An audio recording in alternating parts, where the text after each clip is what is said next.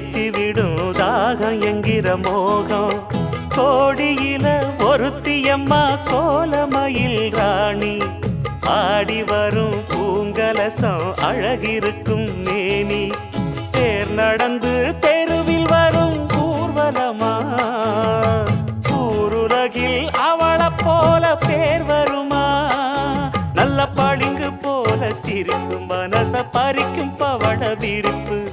விளங்கிடாத இனிப்பு விவரம் புரிஞ்சிடாத துடிப்பு